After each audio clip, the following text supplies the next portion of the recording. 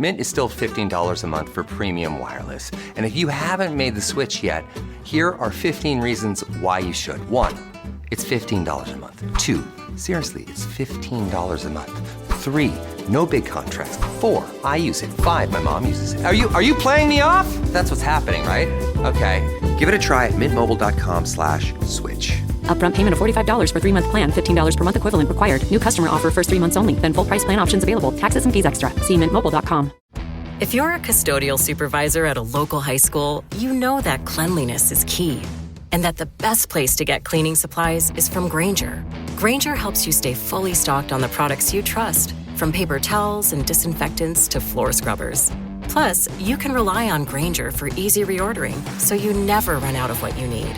Call 1-800-GRAINGER, click Grainger.com, or just stop by. Grainger, for the ones who get it done.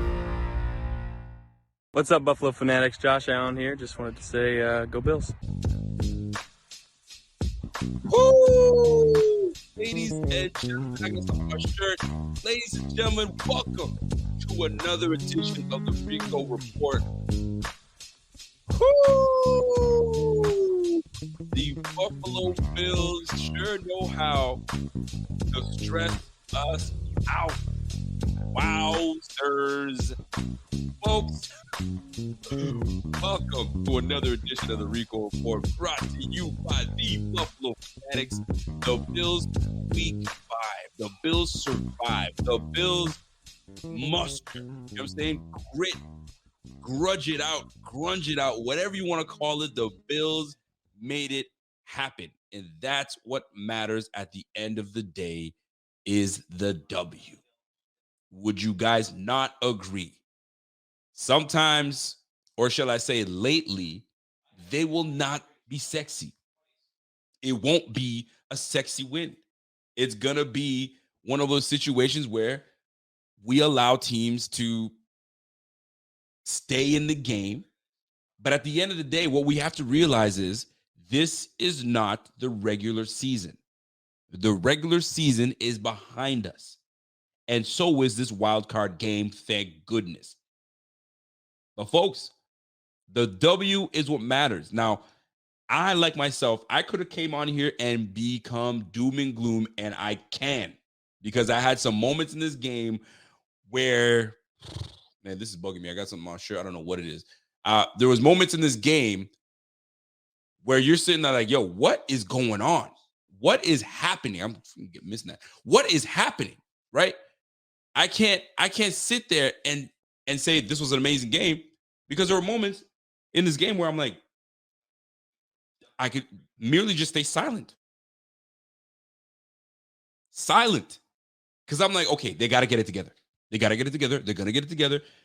Don't worry about it. We're the better team. We're clearly playing like the better team. We're just shooting ourselves in the foot. We will get it together. We have Josh Allen.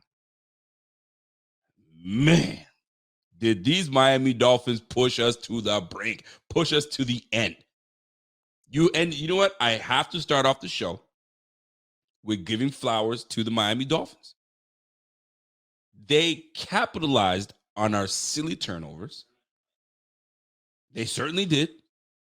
The big overthrow from Josh to John Brown, where he had no business throwing that one. I don't think he should have threw that one. I think he was just like, screw it, I'm going for it. Throws an interception to Xavier Howard. And Xavier Howard was getting torched early in the game by Stephon Diggs and whoever wanted to cover it, and then they made some adjustments.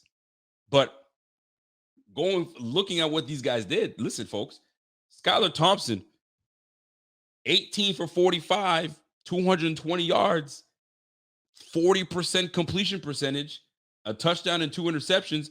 Not a great game, but for a 7th-round draft pick, the second last quarterback chosen in the draft, behind Mr. Irrelevant, in front of Mr. Irrelevant, that's doing pretty well. You got to give him some credit, man. You went up against a pretty good pass rush, and you had some moments where you looked like a bum, but then there were moments where you looked like a good quarterback, and you marched the ball, and you got your team where they needed to go. Got to give him credit for that. Not a fantastic game, but he kept his team in the game. Most people they wrote off this team.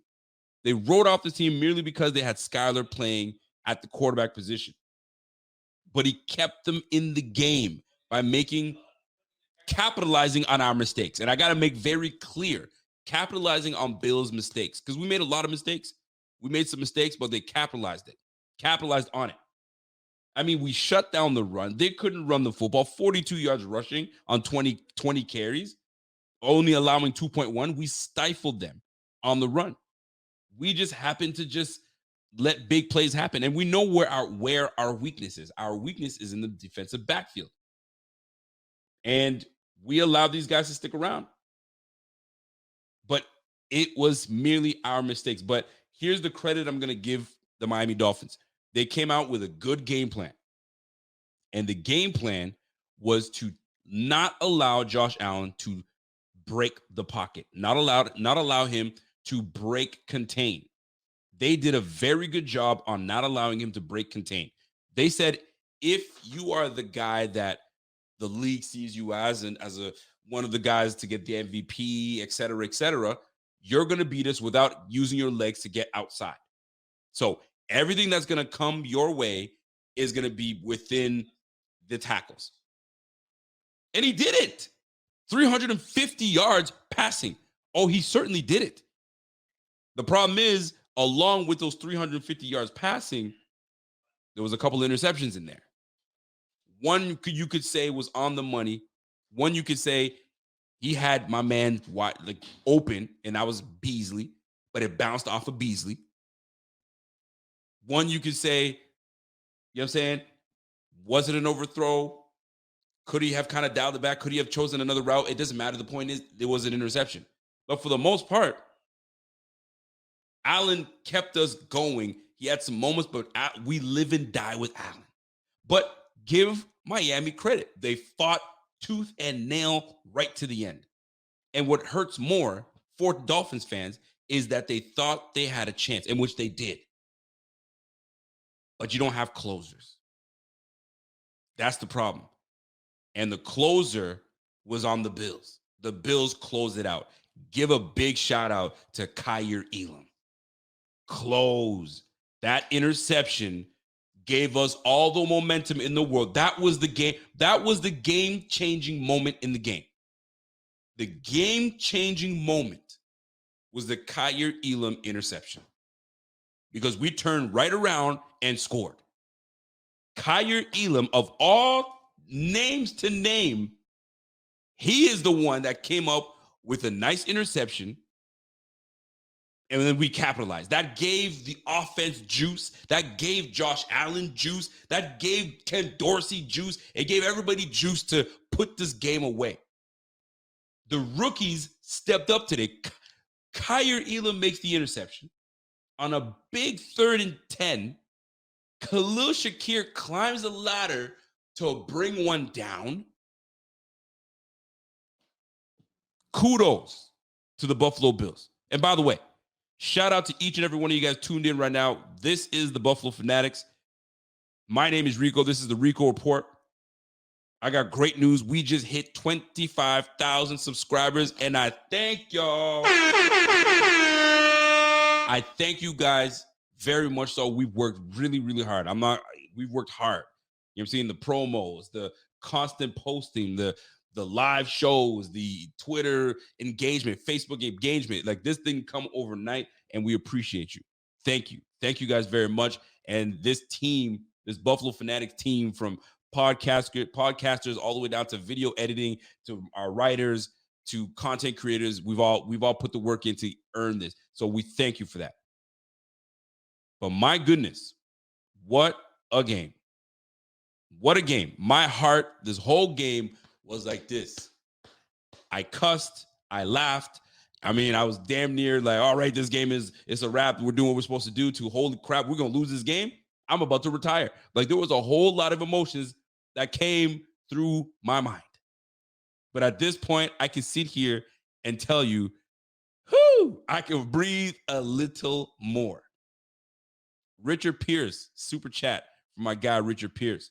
At some point, he says, we need to start having talks about Frazier and these 3rd and longs and multiple years of this. That is not on Frazier. That is on execution from the players. Frazier ain't out here missing tackles. 3rd and 19, gain. 3rd and 15, gain. Sorry, folks, that's on the players not executing. Matt Milano has a guy dead to rights, misses a tackle. Am I surprised? No, because Matt Milano gives you one horrifically missed tackle a game. I'm good for it. As long as he gives it to us early, I'm happy about that. My goodness. My goodness. What a game. I have to ask the chat this. Did you guys enjoy this game? Did you enjoy this game? Did it make you have all the fuzzies inside? Were you thrilled? Were you like, thank goodness we're out of this game. I just need to get out. This for a regular afternoon game. This game lasted 4 hours. It was a 4-hour game, for crying out loud. How the hell did that game get so damn long? Wow. Either way, what a game. Shout out to my man, Jeff King. Comes in with a comment and says, hey, just jumping on, brother, have always respected and appreciated you for your honesty. However, we have problems. I'm hoping we are on common ground with that. Listen, like I said earlier in the show, Jeff, I could come on here and poo-poo on this team. I could. But I'm gonna look to the positive. Oh, don't get me wrong. I'm gonna get on what we need to work on, because next round will not be like this. But then there's also some bright things to look at in terms of what we did today and what we will not do next week. Hopefully it's not a trend. But I appreciate you, because we are on the same, trust me, we are on the same page, people. Because there are some moments in this game where you're like, fam, what was that? What are we doing? What's going on? This is not us. What the hell are we doing? Why are the Dolphins in this game? It's 17, wait a minute now, 17-3, 17-6, 17-17 going into halftime, 20-7. What the? Trust me, I went through the same emotions as you. And then we fumble, and now they're up 24-20. Now you're like, okay. Oh, fucking K. Enough. All right, let's get it together. And I can tell you right now, when you look on the sideline, I did not see anybody in a look of like despair. Oh, crap. We're going to lose it. I did not see that on the sideline. And they pan to the sideline often. So I knew it was a matter of, man, let's get this thing going so we can kind of close this thing out. And at the end of the day, that's exactly what ended up happening. John Kaiser, Dorsey's situational awareness is doo-doo. We'll get into that as well, right? We'll get into that as well. But let me just close off with the Miami Dolphins before I get to the super chat. Kudos to Miami, man. They fought with a 7th-round draft pick quarterback. You know what I'm saying? And their backs against the wall. They did what they needed to do, and they pushed us right to the end. Right to the end, they pushed us. But we can also flip that around and say that's a learning opportunity for the Bills. A learning opportunity for the Bills. People talking about, oh, this is just a bye week for the Bills. We just going to walk through it. Boy, that's a heck of a bye week if you want to call that a bye week. That is a heck of a bye week if we're going to call that a bye week. But that's neither here nor there. Kudos to the Dolphins. Have a great offseason. You guys have some things to work on. I don't know what your quarterback situation is going to be. I don't know what your O-line situation is going to be. I don't even know what your freaking coaching situation is going to be. I hope your guy doesn't go and ruin things by A, making a rash decision, or B, bringing on something or someone that shouldn't be on your squad. Either or, the Dolphins have a great offseason, hit the couch. I mean, we'll catch you later. You know what I'm saying? We'll catch you on the flip side. Have a good flight back to Miami. Straight up. You know what I'm saying? Now, let's get to the nitty-gritty of these Bills. First and foremost, big win. Big freaking win. We needed every bit of that. We needed every inch of those yardage. We needed every football bounce. We needed that so we could stay in this game. And we got it. And it just happened to be, you know what I'm saying, off the back of the defense that stepped up and gave us a shot. They made some crucial stops down the way, and that's how we were able to stay in this game. I know we poo-poo on the defense sometimes for allowing, all these, sometimes a lot of yardage, sometimes on the defensive backfield, we let a lot of big plays, but it's a bend but not break defense. No different than the Kansas City Chiefs. Bend but not break. And that's exactly what happened. I got to give a shout out to my man, John, the mortgage specialist. What's up, John? John comes in and says, hey, why does Diggs disappear so often after being on fire early on? How much of that is on Josh or is it on Dorsey? I can guarantee you it ain't on Diggs. I can guarantee you that. And they started to bracket Diggs in a second, take him away. But that's on Josh to say, damn all that, let me find my guy. But you know what? We're in a fortunate position that we can go to other players to step up, because there's going to be moments that Josh Allen cannot and will not force the football to Stephon Diggs just to get him the ball. That's why it was so important for us to get in and out early with Diggs and get the ball rolling. And that's exactly what we did. Diggs finished the game with 9 targets and 7 carries for over 100 yards and a touchdown. So he did his job, right? And we got the ball rolling. And then now other guys have to step up. And we'll get into all that. But is it a Diggs situation? Heck no. Is it a Dorsey / Allen situation? More so on Allen? Yes, because you're the quarterback. You're the one making the decisions. You got to make your reads. That's what it comes down to. But I understand exactly what you're saying, man. You there's a sense of frustration, but I ain't worried. Not one bit. Shout out to Alex. Alex comes in and says, yo, it takes a village. My goodness, what a game. It is what a game. It can't be a blowout. Folks, we haven't had a blowout. I think we need to stop expecting a blowout. And if they do come out with a blowout, bonus. That's the icing on top. We are not a blowout team anymore. And we certainly will not be playing teams that we are going to blow out. That is back in the regular season. That was back in the first 6 to 8 weeks. We are not that team anymore.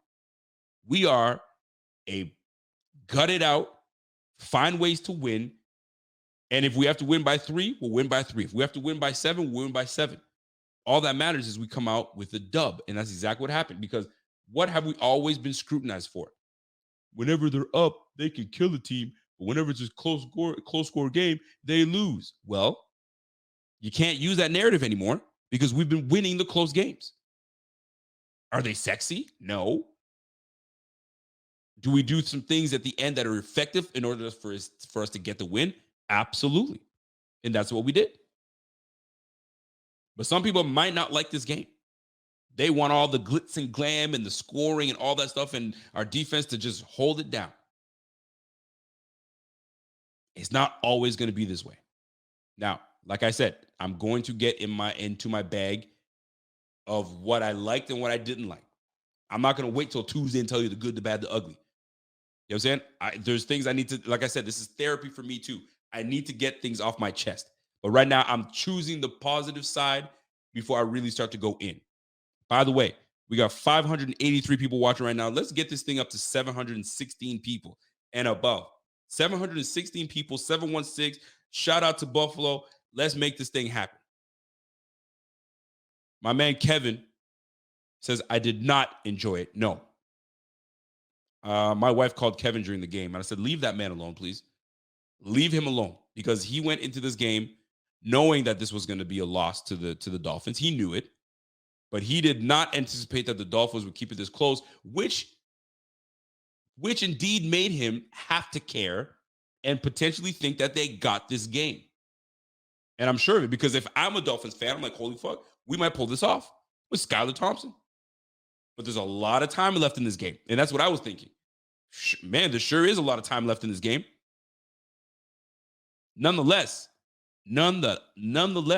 it was not fun for a Dolphins fan to watch this game because the inevitable happened, which was the collapse. You know what I'm saying? A play was going to happen that they did not make. Their time management was not great. Delay of game, which got stuffed. I don't care what anybody tells me. Stephon Diggs caught that ball on the sideline. I don't want to hear it. Don't even come my way. He caught that ball on the sideline. Tiptoe, and he caught it against his body, and they're not going to take that? And they didn't even bother looking at the review? Come on now. I'd rather you look at the review and tell me that it wasn't a catch than just let everybody assume that it wasn't a catch. Because these days, does anybody know what the catch is? Exactly. I don't think Allen had a good day. Our secondary is overrated. Swiss cheese, third string QB, 30 plus points. Well, here's the deal. If I'm going to leave that up for a second, because you say you don't think Allen had a good day. 23 for 39, 58% completion percentage, 352 yards passing, 9 yards a pop. He had 3 touchdown passes and a 93.1 rating. You don't think he had a good game? Was it flawless? Like when he went up against the Patriots last year? No. You're playing a divisional foe. You're playing a divisional opponent. They will make adjustments. They've been losing to us the last 3 years. They are now 9. We're 9 wins to their 2 when we face the Miami Dolphins.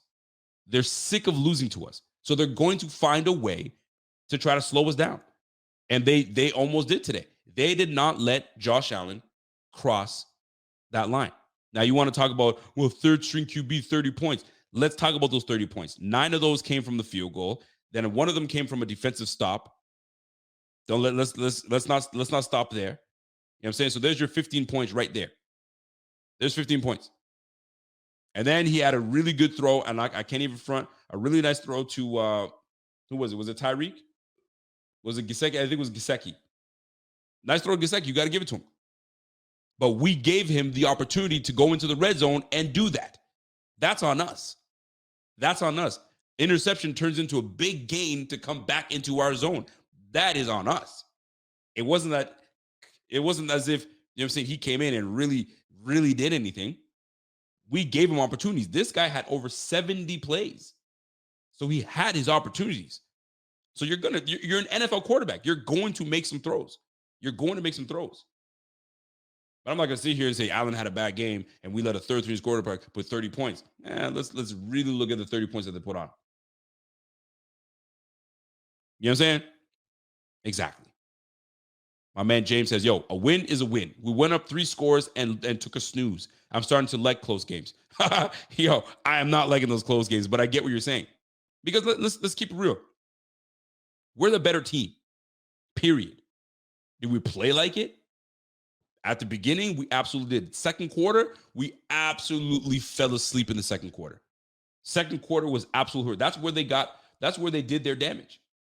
Their damage was done in the second quarter. They scored 17 points in the second quarter. That's where they did their damage. And then we came back and did what we were supposed to do in the third. And then obviously we closed it out in the fourth, and they scored a touchdown in the fourth to make this a close one. But we closed it out at the end of the day, made some defensive stops. Chandler says, yo, can you imagine how the players feel with how much they've gone through? This was a big win. This is a sigh of relief. And here's the thing. I'm done with the whole ironic things that happen because I think it's cheesy and corny because it's been beat to heck. You know what I'm saying? It's been 3 years and 3 months since we did this for DeMar Hamlin. And this is no disrespect to DeMar Hamlin whatsoever, but it's been beat to heck because now it was, well, we won by 3 today. Isn't it ironic? You got me sounding like Alanis Morissette. We won by 3 today. Right, isn't that crazy? It was destiny, it was fate. Whatever you want to call it, a dub is a dub. A dub is a dub. Shout out to my man Cody Bands. What's up, Cody? Says, yo, happy that we aren't going into Bengals game coming off an easy 60-13 win. We are ready, baby. So, and that's where I'm going to come in. That's my angle that I'm going to come in on. All right? Because there are a few things that stand out. Hold on, I got to give a shout out to my man Mikey. Mikey says, yo, Rico, why does this team always have to give us a heart attack? It's just what it is, fam. It's just what it is. It's healthy for the heart. You know what I mean? To get the heart, get the blood flowing to the heart, right? Like, what the F? But like, for real, sure, our offense didn't play well for sure, and the defense kept us in the game. But to me, Ken D is the biggest issue. I'm not ready to say Ken D is the issue. Execution was the issue. Let's keep it a buck. Execution was the issue. There were a lot of things that were right there for us, and we just didn't make the right play. That's all what it comes down to. True Guns, thank you for that super chat. Says, yo, it doesn't matter whether you win by an inch or a mile. Winning is winning. That's it. Vin Diesel said that, and we're gonna drop it for Vin Diesel on that because that's what it comes down to. Scott Blakely, a lot of respect for the Dolphins. However, you gotta give the Dolphins respect. That's facts. As much as they're a divisional foe and we hate the Dolphins, the Jets, and the Patriots, you gotta give them credit because they fought harder than the Patriots did. They certainly fought harder than the Patriots did, but we certainly don't have what I'm saying, the same players we had when we played the Patriots. You know what I'm saying? We had a Micah Hyde. We had all our guys pretty healthy. Could you imagine if we had a healthy team right now? This is a different ballgame. But we got to do what we got to do. We got to do what we got to do. Brian Bauer says, yo, Diggs disappearing on Dorsey 100%. No, he's not. No, he's not disappearing. That's on Dorsey to move Diggs around, right, and get him the football. But that's also on Josh Allen on reading and taking what the defense gives him. At one point, he had a hard time taking what the defense gave him because he just kept on going for deep shots. Like we had one series where he goes back-to-back deep passes. I hated that series. I hated it. He went back-to-back to Gabe Davis, and on 3rd and 10, he decides to not see what he likes and then run up the middle. That's exactly what they wanted you to do. Run up the middle so we can collapse your ass and we get you. Get hits on Josh Allen. The place that you're going to get a hit on Josh Allen is if you funnel him up the middle. Try your best to take away what he's got, especially Stephon Diggs, and funnel his ass there. That's neither here nor there, though. Because if you think about it, there are some plays that we made that would have shifted this game completely. But it didn't fall our way. By the way, the BF merch, the BF merch store took my money and never sent my hoodie. What? Did you hit customer service? Because we don't work for the third-party system. You got to hit up customer service. If you do that, I guarantee you'll get some answers. But I read that for you on purpose. I would have just ignored it. But I'm not customer service. I'm sorry. You feel me? But try to hit them up. See what they say. Now, here's the deal. I want to talk a little bit more on this team, where we're going, where we faltered, and then we'll get into, you're saying, the numbers. Because I like looking at the numbers and what we did, because it gives a little bit of context on how we looked. Eric Schmitty. What up, Schmidt? Schmidt comes in and says, hey, Allen be like deep ball kill shot. 70% of plays. This game was sloppy. Will not beat any team of the remaining teams playing like this way. Knox and Shakir need more targets and intermediate depth. I don't disagree. I think this was, and I'm going to get into that because I'm not ignoring you, Schmitty, because part of what I'm going to get into is the play calls, is who we have next week, is what we had to endure this game and what we had to kind of like brush off or try or tune up, if you will. A lot of these things that happened in this game, to me, was a good thing. And I'll get into that, right? I'll get into that, and I promise you, I'll try to make sense of it you know what I mean? as I go and handle this, right? Alton Venezuela comes in and says, yo, we're definitely winning the close games this season, but we can't do this against Cincy. Listen, man, Cincy is about to go and play the Baltimore Ravens tonight.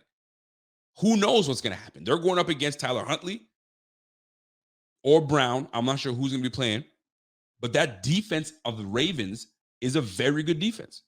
So who knows how that's going to play? This is the third matchup between these two, and very recently they played each other. Who knows that's going to play out? Maybe the Ravens are the ones that get upset. Maybe the Bengals are the ones that get upset by the Ravens, and the Bengals get sent home. Who knows? We don't know. That's why you play to win the game as best you can, because the freaking Chargers were up 27-0, and they lost the game 31-30. This is the NFL, people. This is the NFL. If that don't tell you something, I don't know what to tell you. My man Rev says, yo, crazy stat. Here's what I'm talking about. This is that cringeworthy stuff. And I'm not calling my man Rev cringeworthy, but I'm getting to that point. You know what I'm saying? Crazy stat. This was Allen's third career playoff game with 300 passing yards and 3 TDs. Number 3. You catch what I'm saying, people? It's getting to the point where everybody's just kind of, finding a way. You know what I'm saying? You know what? I ate 3 meals today. And it was fantastic. It was fantastic. I burped 3 times. Fate. You know what I'm saying? I'm just saying, man. It comes to the point, like, we happy. Our guy is back. Let's roll. You know what it is. Now, Jeff King says, yo, get pissed or not. Get pissed or not, BF fam. Hats off to Miami. They found that dog and stepped up. They certainly did. We all know that. Let's not sit here and poo-poo on the Dolphins. They fought the same way that we fought against the against the Houston Texans. I mean, we fought. A lot of teams, they didn't think that we were going to be in this game. When we went against Jacksonville Jaguars, a lot of teams didn't think they thought we were going to get blown out. They thought we were going to get blown out. You know what I'm saying? But we kept it close. That was a close game. Even Nate Peterman came in and potentially could have done something and won that game. Just saying, we kept it close. So anything can happen. Anything can happen.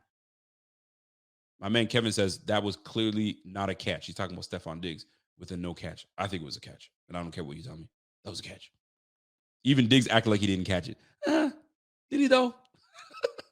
Did he though? Because I think it looked like he went out there thinking, this is what I do. I've been here before, toe tap. But who knows? Who knows, right? But it is what it is. Shout out to my guy, Cardero Linder. Always showing love, no matter what, no matter when. And a long time viewer, a long time friend of the show. Salute to you. You've been watching us since Facebook days, man. Salute to you. He says, goodbye, Dolphins and TD. TD Fins. Laugh my ass. Yo, let's effing go. Go Bills. Go Georgia. Yo, Georgia put a spanking on them TCU boys, boy. I feel you, Cardero. I got you, and I appreciate that love, man. I really do. No doubt about it.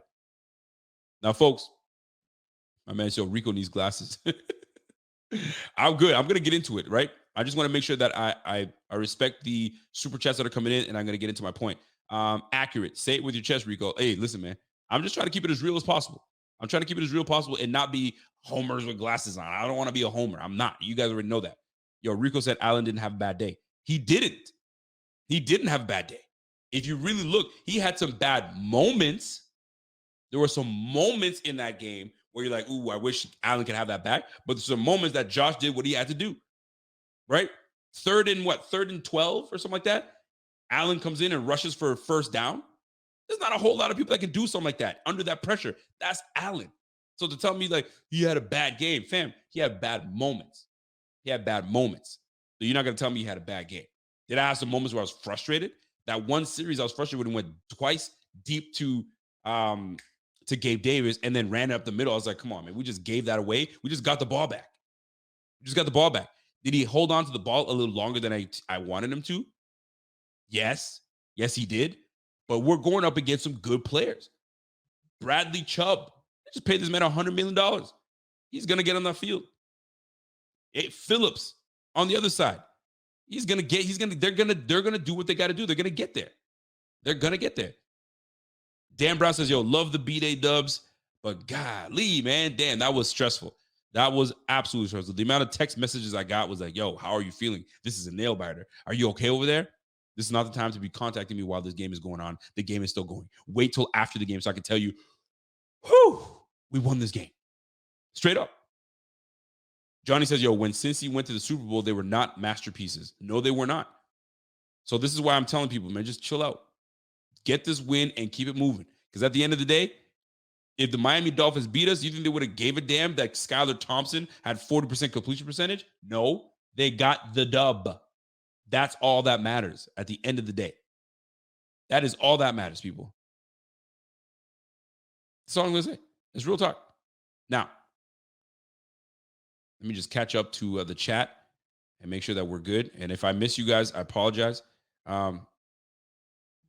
Somebody said, yo, Ravens are playing both QBs today. Ouch. When you're playing both QBs, that means you ain't got no QB. So both of them are banged up. That's going to be rough to watch. But hey, you just never know. These guys got to prepare for two guys. So we'll see how that plays out. Vizal says, yo, are you trolling me for money? You misread my comment twice now. I'm saying, what are you saying? But you're boy, I don't know what you're saying. You just spent me $5 to say what? I don't know what you said there. Hold on a second.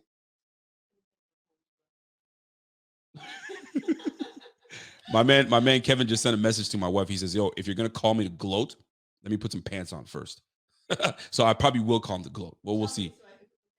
Tell me so I can put some pants on. Kevin, if you're watching, if you're ready for a phone call, I need you for 5 minutes and you can tell me what it is. Do you want me to call you or do you want to come on screen? You just let me know, Kev. I may just call you, but I mean you can keep your pants on. Anyway, now that I got to the chat, let me just get right to what I want to get into. All right. These Bills, they came away with the win. All right. And before I get into the stats, before I get into the team stats and all that stuff, what this looked like was a team that knew what they needed to do, and that was jump all over the Dolphins early. You saw it with the very first play of the game. Deep shot to Stephon Diggs. I already knew what time it was the minute they went deep to Stephon Diggs. The minute they went deep to Stephon Diggs, that's when I knew, okay, so they're going to try to get on these guys early and force Skyler to beat them. Here's the problem. We did that. We were up the way we're supposed to, 14-0. You know what I'm saying? We're up, okay, so we're up 2 scores. And I'm thinking that's what we needed to do. We needed to get up 2 scores so we can now force these guys to do something. And boy, did they ever. But with the help of the Buffalo Bills by turning the ball over. And those are the things that we cannot have. And that's what we did. You turn the ball over in this game, man. 3 turnovers. You saw what happened. 3 turnovers. It could get you in big trouble. And the Jacksonville Jaguars knew that. The good thing is they got those turnovers out of the way in the first half.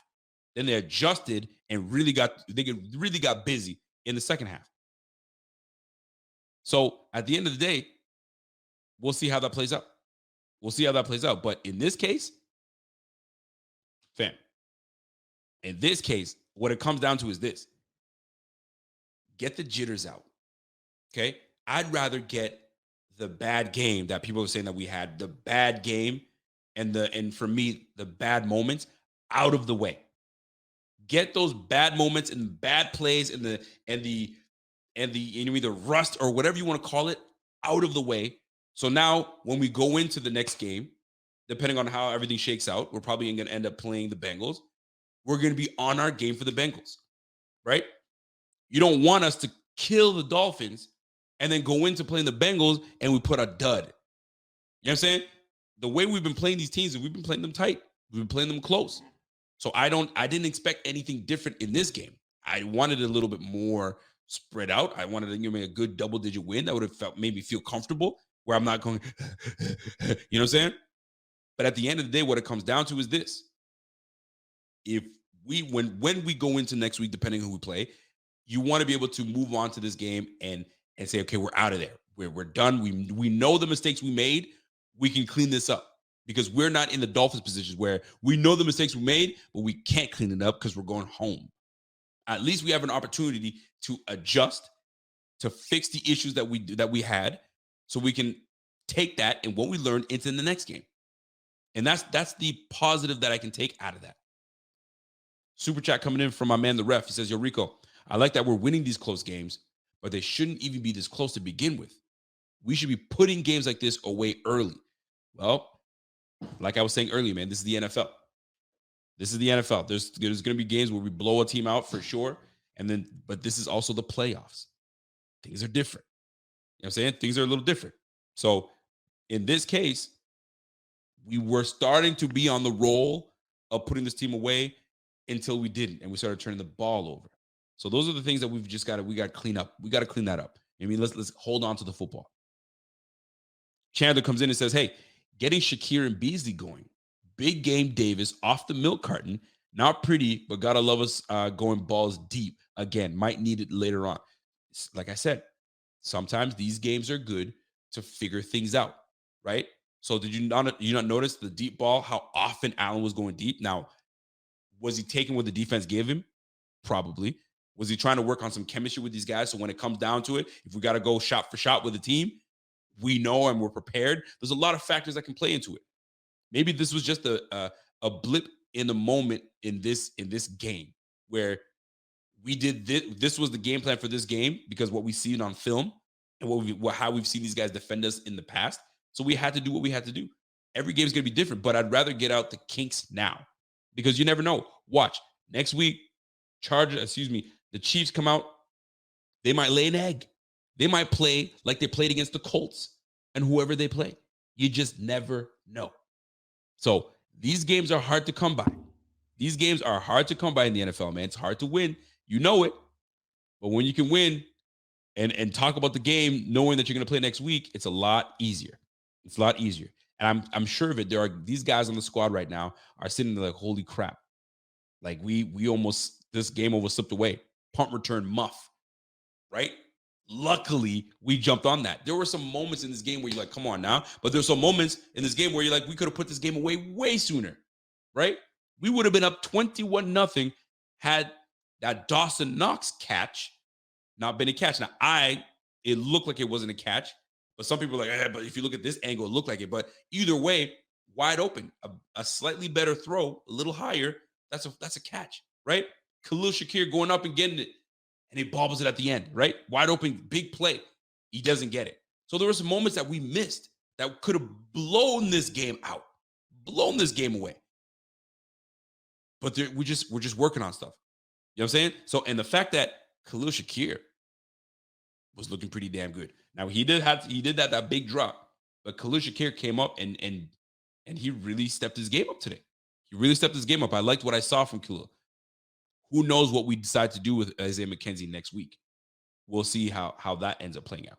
So overall, and before I get into the box score, overall, guys, it's not always going to be a money shot game. We haven't had those in weeks. We haven't had a blowout game in weeks. Maybe you want to use the Chicago Bears as a blowout game, but we gradually got there. And we were about to do the same thing here. We went up by 10. We went up by 10 and allowed, Skylar Thompson to march his way down. You know what I'm saying? And then we made a play. Because at one point, somebody has to make a play. And the person that made a play for us today to kind of turn things around was Kyer Elam. Kyer Elam came up with a big, big play. You got to give him love. Now, I got a bone to pick. I got a bone to pick with Joshua Allen. All right? And here it is. Josh sometimes can play the victim. Josh sometimes can be a flop artist. I've seen it. I laugh, but I've seen it where it can frustrate a lot of players and make a lot of players hate Josh Allen around the league. Josh Allen throws an interception, and he's next to Christian Wilkins. And Christian Wilkins gives him a shot and notices Josh is inactive. You're not about to block. So he gives him a shot and was like, oh, you're not about to do anything? Cool. Josh was like, no, you ain't about to shove me around. And that's a little bit of frustration there. So Josh, boom, gives him a shot, stumbles a little bit, gets back up, and now there's a shoving match. Here's what I loved and here's what I hated. Hated that Josh, out of frustration, was trying to, man up. He's 6'5", 240. He could do that. He can go up against the big boys. Didn't like that. Just stay out of it, Josh. Because when you get into the melee like that, you know what I'm saying, you slip up and your hand gets jammed up in his helmet, and now you got a busted hand on your right hand, and now you can't throw because you were frustrated. You want to get into a little tussle with Christian Wilkins. You're lucky he didn't stick his fingers up in your booty hole. So you need to chill out. Stay away from that man. That's number one. I didn't like that too much. Number two, what I loved is Mitch Morse coming in and grabbing old boy and put him in the dirt and says, you don't touch my quarterback. And everybody came in, and I knew. And was the coolest scene about that is while these boys were cleaning up work, Josh Allen is walking back to the huddle. My boys got this. My boys got this, right? But at the end of the day, I don't like it. Josh, you threw an interception. Cool, stay out of it. Look what happened to Teddy freaking Bridgewater. Throws a terrible interception, tries to get in there. He gets stiff-armed into hell. You know what I'm saying? And a broken finger. Yo, get out of there, man. Get out of there, boy. I'm just saying. So, flop artist, he's been hanging out with LeBron. I don't know what's going on. Josh, stay out of that. You make a bad play, it's cool. Get out of there because these boys are looking for you to do something so they can get on you. Don't make a move. Just stay put. You know what I'm saying? Unless you need to make a stop on this, then I get it. But I also love the boys came through. Deion Dawkins came through. Spencer Brown came through. You know what I'm saying? Mitch Morse came through. These boys are ready. You don't touch my quarterback. Love that part. I'm a fan of that. Now, my man David says, yo, Dolphins can talk all they want from Miami. Yeah, they can. I mean, they're not gonna. There's not a whole lot to talk about. The only thing they can talk about is we coulda, shoulda, you know what I mean? All that stuff. But at the end of the day, you know what really matters? This is what really matters. Big dubs. It's a big win. Because beating a team, you know what I'm saying, once already is already tough. You got to face them again. You know what I'm saying? That's 2 straight times that we beat the Miami Dolphins. They got us in the early season. We got them back, and now you got to play them again. It's tough to play a team 3 times. That's why the Ravens playing the Bengals, it's not going to be as easy as you guys think. Now, maybe they blow these Ravens out. Maybe the Bengals blow them out, or the Ravens come in and stifle these guys. Maybe Joe Burrow becomes Joe Burrow that throws picks and takes sacks. You just never know in this game. You just never know. Dolphins came to play, but we just made more plays at the end of the day. Now, Dolphins. Skylar Thompson, 40% completion percentage, threw for 220 yards, took 4 sacks today. Shout out to the defense. And 44.7. All right. Jeff Wilson, the lead back today, 23 yards rushing, and he had a rushing touchdown on a 1-yard line. No big deal. We knew what the deal was. Okay. So shout out to my man Andrew. Andrew says, after that interception, Miami got under the Bills' skin. They kind of did because they had momentum. It was momentum. It was like when something like that happens, you're like, okay, we can play with you suckers, man. Let's go. And that gives you juice. No different than when we intercepted the Miami Dolphins, it gave us juice. And then we went up by 10 because we were putting things together. So that's what momentum will do to you. Momentum is a bitch. And the fact that we were home gave us extra juice, right? Tyreek Hill was our leading receiver, 7 receptions for 69 yards. We kept him to under 70 yards receiving. Jalen Waddle had 1 big play of 25 yards, huge drop, two big drops he had. He went 3 receptions for 44 yards. All right. Jeremy Smith had a 120-yarder, but that's about it. They didn't really do much, right? Defense side of the ball. Give the Miami Dolphins credit. They sacked us 7 freaking times. Remember what I talked about? Things to clean up? We got to clean those up because now we're going to go against potentially Sam Hubbard and Trey Hendrickson. Good pass rushers. Reed, they have a guy, DJ Reed, is it DJ Reed? I can't remember. Reed is one of the big boys in the middle. They got some big boys. They're going to push the pocket. So we got to clean that up. We definitely got to clean that up. But shout out to the Dolphins, 7 sacks. Didn't anticipate that happening. But other than that, they didn't really do anything that stood out to us. Not a whole lot. Field goals, 3 for 3. Good for them. Good for them. But nothing else. They didn't really do anything. Now, let's go to the Bills side of the ball. Josh Allen. For those that are saying he had a bad game, 352 yards on that ass, 9 yards a pop, 3 touchdowns, 2 interceptions. One was deflected off of Cole Beasley, and the other was an overthrow to John Brown. Gonna happen when you have a gunslinger like that. It's going to happen. The good thing is it happened early. All right, at 93.1 rating, but he took 7 sacks. A lot of times, Josh was holding on the ball a little too long for my liking, which pretty much ended and resulted in a sack. 7 of them.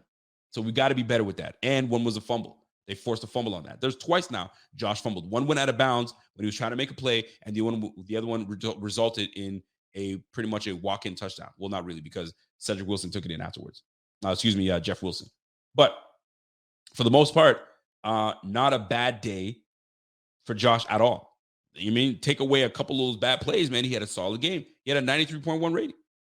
Are there moments that he wanted back? I'm sure of it. For sure. You know what I'm saying? There's guys that were wide open that he's like, I should have took that read. But that's why we have another opportunity, another week to get better. Another week to get better. Devin Singletary. 10 carries for 48 yards. Shout out to Devin Singletary to close out the game. Once again, the Miami Dolphins defense stepped up and put us in a predicament. It was 3rd and whatever. I think it's 3rd and 6. And Devin Singletary, second effort, moved that pile to gain the first down. There was a little bit of controversy, but at the end of the day, ended up being that he got the first down to close out the game. Shout out to Devin Singletary, 10 carries for 48 yards. James Cook, 12 carries for 39 yards and a touchdown. I would have loved to see James Cook with a little more touches this game. Here's another thing. Is Ken Dorsey anemic to like a toss play? Right? You don't got a toss play in there. You know what I'm saying? You don't got a stretch play in there. Like it bothers me. It boggles me. You know what I'm saying? Like we have the ability to run the ball. We got Aaron Cromer for a reason, right?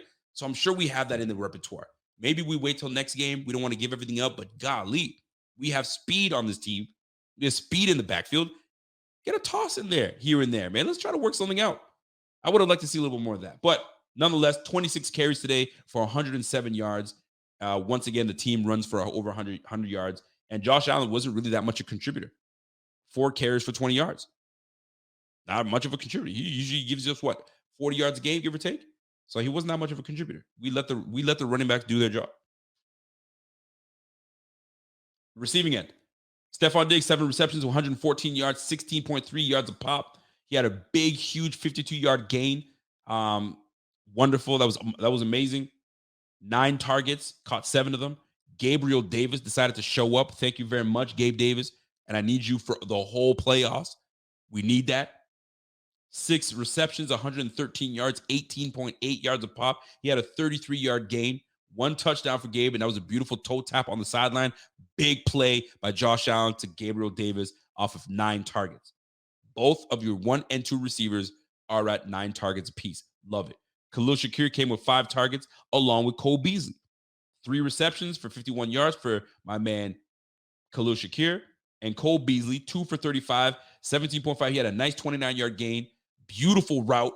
It was just a drag route to a stop stutter because he has the option right to go back outside or continue, and it completely froze the defender. Froze the defender in their tracks, and there goes Cole Beasley for 29 yards, and he had a touchdown reception. Kudos to the play calling from Ken Dorsey to get my man Cole Beasley out. Great play. 2 receivers blocking. My man runs right into the end zone. Gotta love it. Cole Beasley, 2 receptions for 35 yards and a touchdown off of 5 targets. Dawson Knox. What a catch. And what a pitch and catch. Dawson Knox and Josh Allen. That's chemistry. I don't know what to tell you. Buffalo Fanatics, what's going on? This is Pierre the Kingpin, and I wanted to talk to you today about Cigars International, which is the ultimate destination for premium homemade cigars. Known as the industry leader, Cigars International offers the largest selection, unbeatable prices, and a customer service experience that's second to none. Whether you're new to cigars or a seasoned vet, Cigars International makes enjoying cigars easy, approachable, and fun. Cigars International is the go-to retailer for all things cigars, with the biggest selection of premium homemade cigars available anywhere. Cigars International offers unbeatable deals and discounts, making it easy to stock up on your favorite or try something new without breaking the bank. With fast free shipping and their 100% satisfaction guarantee, you can shop with confidence knowing that Cigars International stands behind every order. They have good relationship with vendors that helps provide great low prices. Whether you're new to cigars or a seasoned pro, Cigars International makes it easy to find the right cigar with helpful guides, staff reviews, and expert advice. It's not just about cigars. Cigars International also offers a wide range of accessories and more to elevate your smoking experience. Check out the great deals every day at cigarsinternational.com. That's cigars, CIGARS, international.com. Use code FANATICS at checkout for 20% off your order of $50 or more, plus free shipping. Or visit www.cigarsinternational.com/fanatics, and the discount will automatically apply. Again, use code FANATICS at checkout for 20% off your order of $50 or more, plus free shipping. Or visit www.cigarsinternational.com/fanatics, and the discount will automatically apply. For you guys, but that is chemistry. You throw that football where Josh throws a football only where Dawson Knox can get it, and he brings it in with the one hand. Give love to that connection. That connection is something else. Quentin Morris, a nice 12-yard reception. Nyheim Hines with a nice reception today. That was great. Gave us a great field position. And obviously, John Brown went for that deep route. We didn't get him, but it's going to connect. It's connected before. It'll connect again. I promise you that. Josh Allen. 3 fumbles today.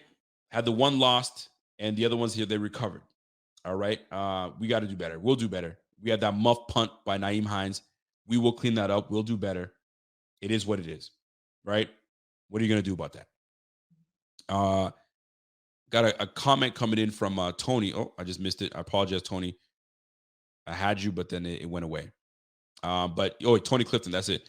Tony Clifton says, how about a shout out for Beasley getting that first playoff TD, man? You know it, man. I just gave him that shout out, man. He deserves every bit of it. I see you, man. I see you. And here's the thing, too. And here's the thing: there were some moments in this game where I'm looking at a lot of these players, and I'm looking at the scheme. I'm looking at a whole bunch of stuff. And one thing that is for sure is Gabe Davis off the milk carton. He absolutely is definitely off the milk carton. He came in and put his head down, went to work. They missed him on that one play where he actually they called it a reception. Got right underneath that football, and it was perfect, man. Gabe Davis, he came through today. He definitely came through today. Now, defense. Let's go give some love to the defense. Let's give some love because they deserve it. Because the defense had some moments where they looked like they were faltering, and then they came in and stepped up, right? First things first, Trey White. Trey White, and we know Trey White is not 1,000%. He's out there. He's gaining confidence. He's gaining his abilities to do the things that we're accustomed to him doing. But he did have a solid game. It's good to have our guy back somewhat. He's gonna get there. Send him a link. Okay. We're gonna get there. It's just it's gonna take some time. It's gonna take some time for Trey White, but his veteran ability, his ability to be where he's supposed to be and make plays is dope. We need that, right? Matt Milano, always great, always sensational. He has his occasions of missing tackles, but at the end of the day, he makes plays. What a crucial play he made on Skylar Thompson when Skylar's knee just came down on a sack. That was huge. That was massive. Great play by Matt Milano. He had 2 sacks today, 8 solo tackles, tackle for loss. Boy was playing like an all-pro today. He had 3 QB hits. He was on it. You gotta give him mad love. Teron Johnson, solid as always. Always solid. Always does what he's supposed to do. You got to give him love, man. This is a blessing in disguise. Captain Tripp says this game was a blessing in disguise, and I know exactly what he means by that because we got rid of some mistakes. So now we can. Those are the mistakes we made. We can play almost flawless football going forward. And if it happens to be flawless like we did against the Patriots, chef's kiss. We'll take that all day, right? Boogie Basham had 1 sack today. Loved it. Matt Milano with 2 sacks. And I think the 3rd sack came from Ed Oliver. Quiet day for Ed Oliver, but he came in and made some things happen today. So Basham, Dean Marlowe with the interception. Sneaky man with the interception. Jordan Poyer, solid game. You know what I mean? No big, huge plays over top. He had a moment in the end zone where I think it was Gesicki that caught that football. I wasn't Gesicki. Was it Gesicki or is it Tyreek Hill on the 2-point conversion? He was there, but then he wasn't. So we'll clean. Like I said, we're going to clean those things up. But for the most part, defensive front, well done. You guys held it down. We did not let big plays happen in the run game. We did not let that happen because that's one thing they tried to do was establish a run, but they just couldn't establish a run because we took that away. We forced Skylar, to make plays. He made some plays. I mean, he had over 60 plays. He had to make some plays. He made some plays, but things happened. But you know what? A special shout out to Kyer freaking Elam. Kyer freaking Elam. He came through. Kyer Elam came through and did what he was supposed to do. We drafted Kyer Elam for this reason. And the reason was to man up with these speedsters, to get physical with the bigger receivers. The guy has all the physical tools. To make things happen. And it was nice to see that be on display today. Played it well. He made a great interception, perfect position. Looked like it was like a nice cover 2. He just sat underneath it. It was like maybe it was like a two-man. He sat underneath it and had the safety over top and picked that off. Bad play by Skylar. You know what I'm saying? But you know what? We capitalized on that. And then near the end of the game, it was 3rd and it was a 4th and 5. And Kyer Elam makes a great pass breakup on, I think it was Jeremy Smith. I don't know who it was. Great stretch. All his 6'1", 6'2" length stretches all the way out to get and disrupt that play. In the midst of that, gets a cramp. I'm thinking, oh shit, what happened? Just gets a cramp, but great big play by Kyer Elam. That is a huge confidence boost. As a DB, your confidence can be broken rather quickly, or you can gain confidence rather quickly. And that confidence can stay with you for a long time, because now you bring that type of confidence into the next game. It only makes his defense better. So Trey White alongside with Elam, maybe Christian Benford comes in the next game, and we're back on it, folks. So this was huge. This was huge. So Kyrie Elam, I got to give a big shout out to Kyrie Elam. You did what needed to be done, and you got plays in. Dane Jackson goes down, you step up, and you did it. You probably earned yourself a start for next week based on how you played today. We'll see how that plays out, but kudos to you. Kudos to you. Naeem Hines, obviously solid. Other than the muff punt, he had a solid day in kick returns today, 28 yards a carry. And then he had 3 punt returns for 17 yards at 5.7 with the muff punt. Can't have that. We got to be better. We got to be better. Tyler Bass, obviously 2 for 2. And Sam Martin, 5 punts. And he's starting to get work. I mean, we're so used to not letting Sam punt. Now, lately, he's been starting to get work. So shout out to the whole special team. Shout out to the whole squad. Now, those are your individual stats, and you kind of have an idea how that plays out. I didn't like that Stephon Diggs was often in the game plan early, and then we kind of moved away from him. To me, that's on Ken Dorsey to get him back involved so we can get Josh with the ball, with getting the flow of it. Because once you started seeing the ball go to Stephon Diggs, it was Josh could do whatever he wanted to. Until they made some adjustment and took that away, then it kind of, you have to make your reads. Okay, Josh can't go to Stephon Diggs. Now he's got to go somewhere else. So people stepped up, but it was also nice to see that other guys stepped up. It didn't have to be Stephon Diggs, but I'd like to see Stephon Diggs more involved late in the games, because at the end of the day, that's what's going to have to happen. When you want a big play to happen, you got to go to your number one guy. You cannot be afraid. You cannot be afraid. And I'm not saying that he's afraid, but you can't have any trepidations on going to your number one receiver. You just can't. Space Oddity says it was a bad day for McDermott. Yo, McDermott had some crucial plays today where you're like, yo, fam.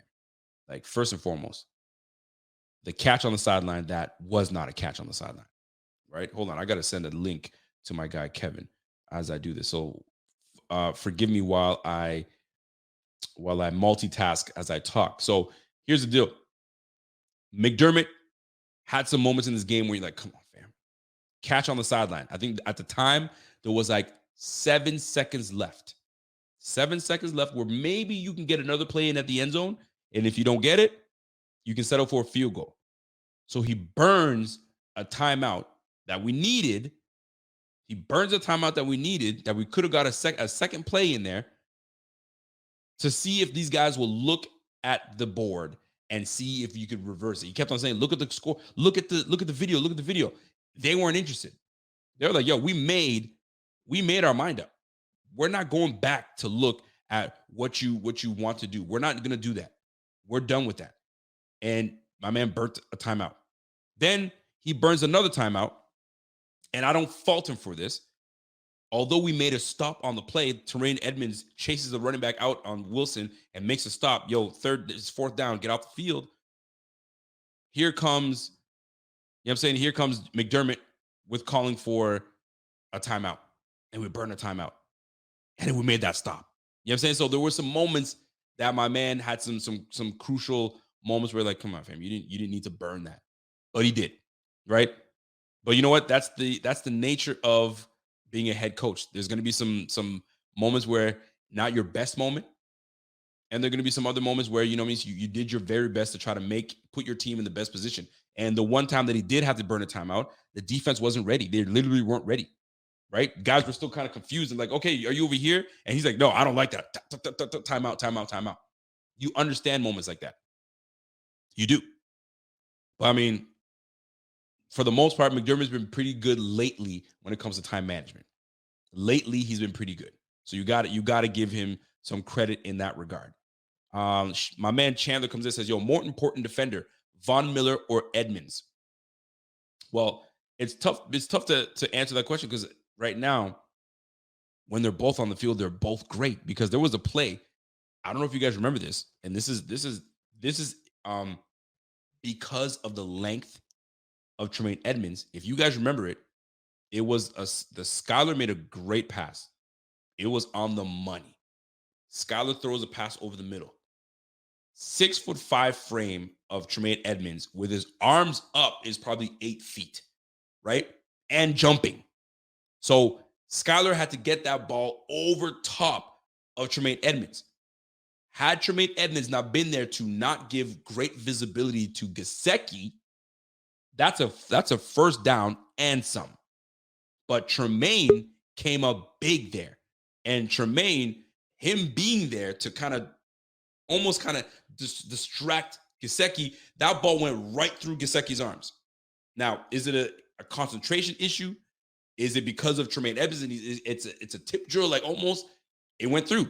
And that's huge on guys like Tremaine. Sideline to sideline, do what he's got to do. He absolutely annihilated. I don't know who the hell he hit. He absolutely annihilated somebody on the sideline. Salvin Ahmed. He absolutely beat the brakes off Salvin Ahmed on that hit. Loved it. You know what I'm saying? And legal. That was a big hit. You don't get to see that a lot in the NFL. That was big to see. But a guy like Von Miller doesn't allow Skylar to do what he did today. Skylar would have been on his back way more times. If not on his back, he would have been running for his life. I feel that we gave Skylar a lot of time. Although we got to him, Skylar did have some time to make plays and throw. So those games, we brought in Von Miller for that reason, to close out these games. The fact that we don't have him, is it a big blow? Yes, of course it is. But this is your opportunity for guys like Groot, Boogie Basham, you know what I mean, Epinesa, to step up and do what they're supposed to do. But yeah, we are gonna miss Von Miller. But you know what I mean? We gotta move on and move forward and try to make things happen, man. So I'm gonna bring on my man Kev. Kev, just give me a thumbs up. You ready to go, bro? Yes, sir. All right. So I'm gonna bring my man Kevin on, and we're gonna talk about it. Kev, I got 15 minutes with you, and then because I gotta go to bed for night shift. You know how that goes. So let me bring on my man Kev, and we're gonna get a true perspective on how he felt about this game, and if the hope was there that maybe his team was able to pull it off. Kevin, good day. How are you? I'm good, buddy. I'm good. Yeah. Are you doing okay over there? Yeah. You're not like pissed off? No, man. We had a third string quarterback. Everyone was out. I expected to get crushed. I know. Predicted 38-6. So I was laughing with everyone though, because I was like, hey, we've got no chance today. You know, they can't hurt me today. I'm gonna be okay. I'm not gonna scream at the TV. They can't hurt me. Now they found a way. Yeah.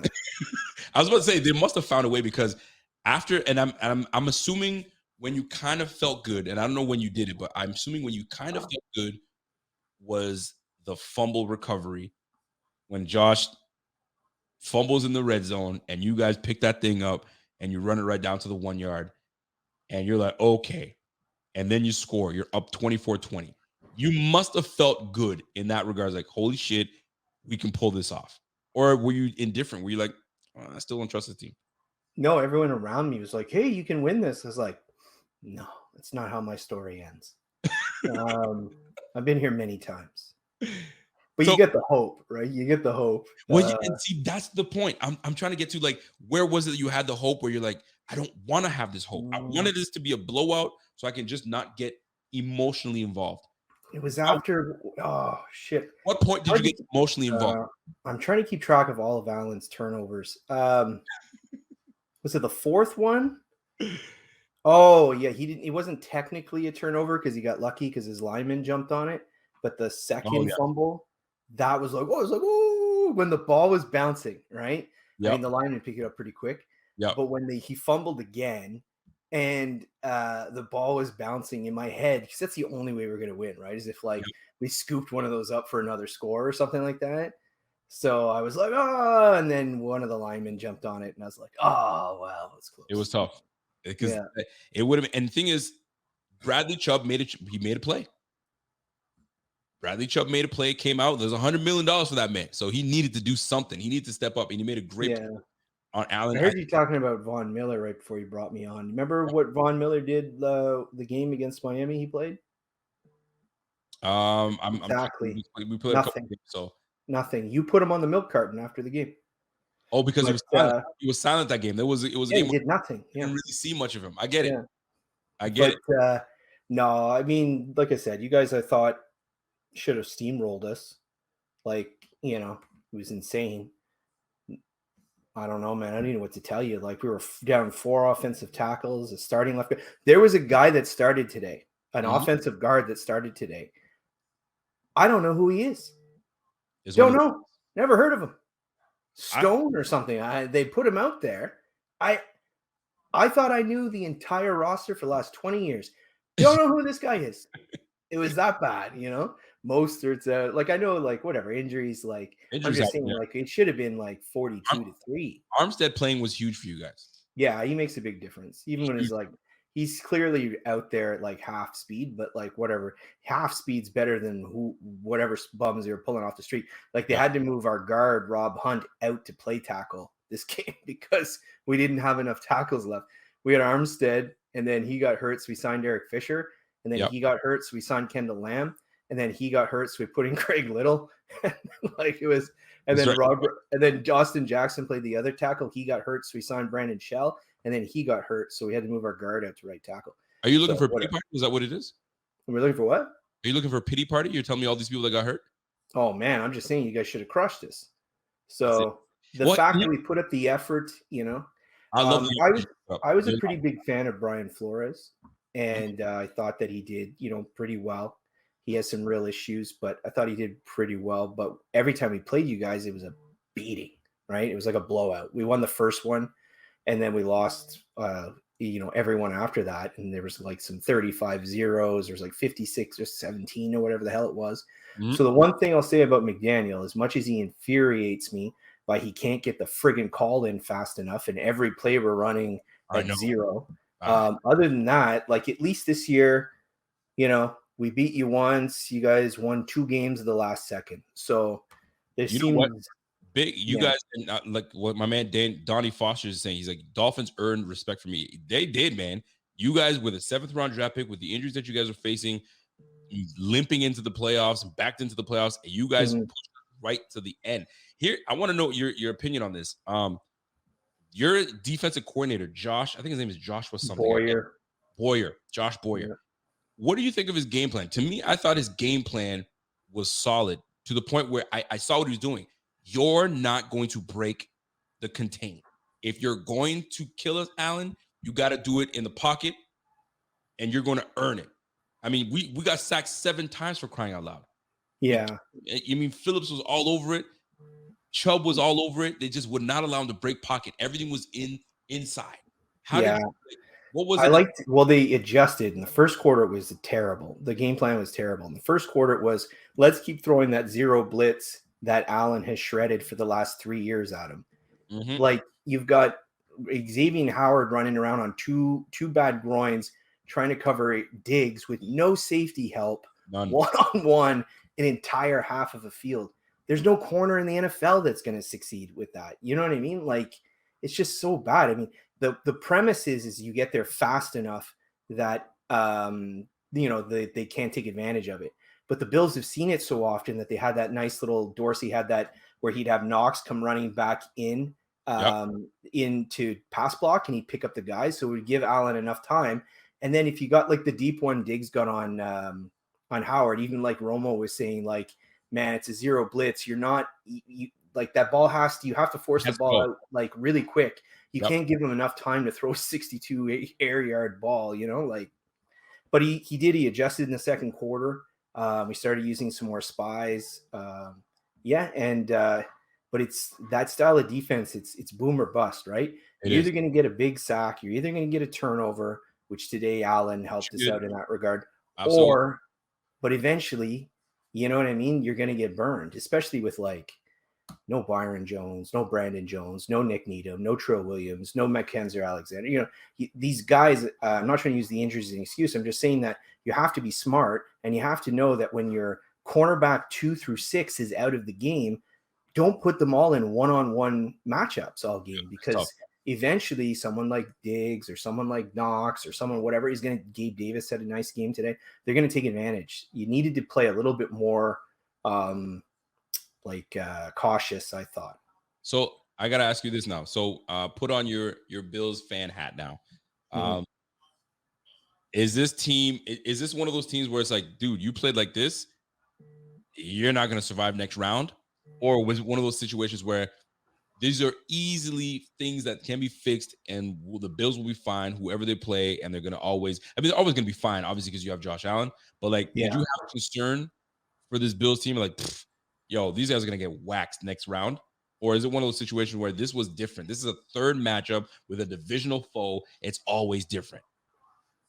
Bit of both. Like, Okay. I still think the Bills are the favorites to win it all. I think you're the best team in the league, right? So I think you should win.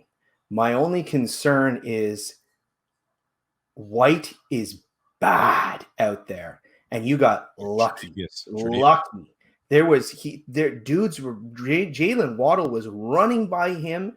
Oh my God, he had the one early where he had like 5 steps on him. Now, luckily the ball was underthrown, and he was able to come back and make a breakup, so that's good. You had the one where they called it like it was another bad throw, wouldn't have been completed. It was that fourth. Remember the one where they called the timeout? Oh yeah, He had White beat again, but oh my God. So, anyways, like, I'm sorry. My point is you're probably going to face the Bengals next round. So that's one thing to look at. You guys hide back there, man, because White is. I'm going to get in your face. I'm going to hold you every play, and then I'm going to have that safety help. I'm going to play aggressive. That's right. Without Hyde, sorry, it's rough. I would watch, but Elam played well. I'll tell you, man, it was only a sample size, but when we faced that Bengals for a little bit, it scared me. I was like, OMG, this is going to be a long game. Now, it was early, so adjustments obviously are made, but man, was I looking at that like, holy crap. So we have an opportunity right now, if that's who we end up playing, which will most likely be the case. We've got to get better. We've got to be more alert as to how we handle those 3 boys, because those boys are coming. And Joe Burrow, I mean, he's a bit of a Jekyll Hyde too, right? There's moments where he's on the money. There's moments where you're like, who the heck is this guy?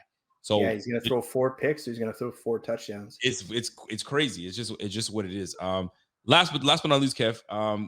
Obviously it's tough because your team is not in, and you're like talking off season and this, that, and the third. I was talking off season last week. What would you say? What would you grade your season this year? I know it was tumultuous. It was kind of like up and down and a whole bunch of things going on. But if you could grade your team, what would you grade the Miami Dolphins and their season? I mean, you got 2 goals, right? Goal 1 is you want to improve. You want to make the playoffs, which we made the playoffs.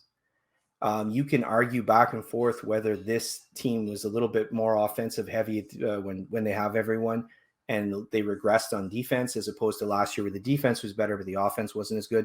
So as an overall team, you see the record, it didn't really improve. So you could argue either way.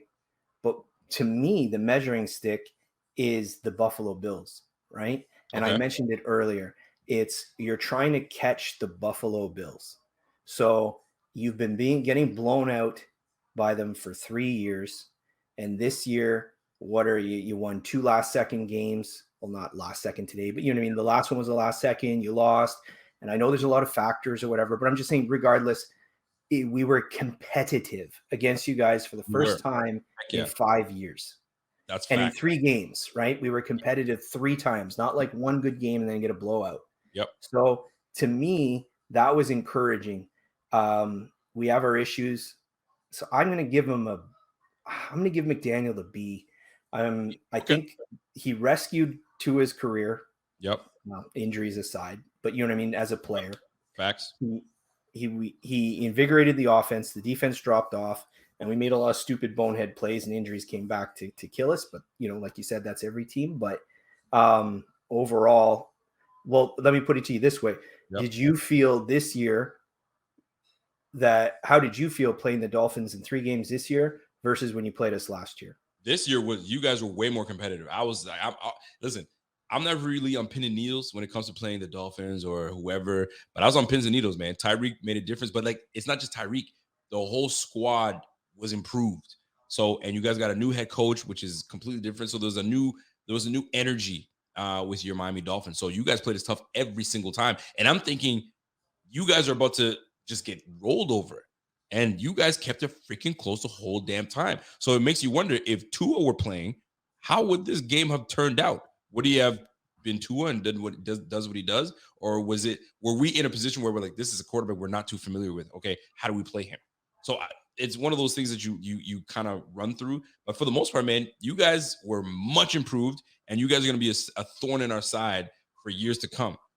Depending if you stay the course with Tua, we'll see where that goes. But altogether, I think you guys will well, man. I think I give you guys a good solid B- for what you guys have overcome. Although you guys limped into the playoffs, you guys were a better team than what you guys let on. If you guys had Tua healthy the whole way, a much better record. Would we have still won the AFC East? Probably. But for the most part, you guys are pretty good, man. I got to give it to you. I hate to admit it, but it is what it is, man. You guys did well. So now we, the Bills, are moving on to play whoever, most likely the Bengals. So we'll see how that plays out, man. We'll see how that plays out. But listen, I gotta run. I appreciate you, man. Good game. I know that you didn't want to get emotionally invested, but it's not in our nature. We love this game, and our teams both do it. They've given us hope in a game where we had no business being in, and then they falter at the end, and then you're like, same old Dolphins. But you have reason to be encouraged. You have very big reasons to be encouraged. Any last words on this Bills Miami Dolphins matchup? No, man, like I said, from your perspective, just tighten up those turnovers, and then you're going to have to figure something out on the back end to not give up big plays, because that's been your penchant. That's your whole MO, right? Yeah. Nickel and dime, bend, but don't break. Yeah. Just be careful against, like a team like the Bengals. But other than that, really, maybe the Eagles in the Super Bowl, if they make it, you're in good shape, because there's not too many teams that give you a combo like Miami does. That's for sure. But I just wanted to leave one last stat with you. The Miami Dolphins have made the playoffs. Obviously, the last time they made the 2016. 2016 was the last time they played playoffs, and they have not been out of the first round in a long time. And this was their fifth time. Remember the last time was the 2016. You remember that was the one where you guys got swept by us the J.J. year. And when we went to the playoff game, we didn't have. Remember, we had our backup quarterback in that one too. We haven't had a quarterback, a starting quarterback, play a playoff game since 2008. Yeah, that really does suck. But I mean, it is what it is, man. But Kev, appreciate you, bro. We'll definitely have you probably back on to give us some perspective on the new matchup. So keep your phone by you, and when I hit you up, you better answer. And it might be at 1 a.m. So wake your ass up. All right, buddy. All right, buddy. We'll talk soon, man. See you later. All right. That's my guy, Kev. Always love him, always appreciate it, and he always gives his honest take. There's no bullshit. He keeps it real, and that's why you guys love when Kevin comes on. You know what I'm saying? He tells you like it is. He's not going to be too high, but he'll take his digs in there. You know what I'm saying? When he said that Allen had like 16 turnovers, I get it. It wasn't a great mistake-free football game, but at the end of the day, we won, and that's what matters at the end of the day, right? What's up, Randy? Randy Proke says, hey, San Fran looks strong, but Kev is right, man. Allen can't keep with the turnovers, and White is not great right now. And we know that. Those are things that we obviously know, and we'll see how that plays out. So, and I'm looking at these team stats, and I'm going to get into the team stats before we get out of here, right? So, going back to looking at what we did, and this is the thing, like, we were clearly the better team. We let this team stay around. Why we do these things to ourselves, it drives me nuts. And I'm sure it drives you guys nuts as well. But I'm looking at this team, and the Bills had 25 first downs to the Miami Dolphins 16, right?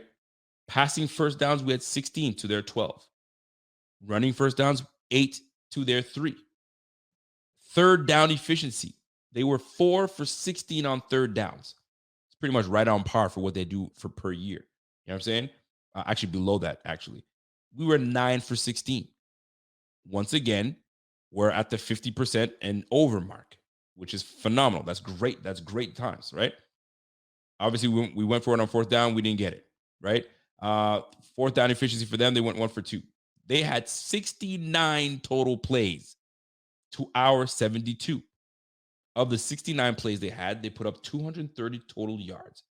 We had 423 total yards.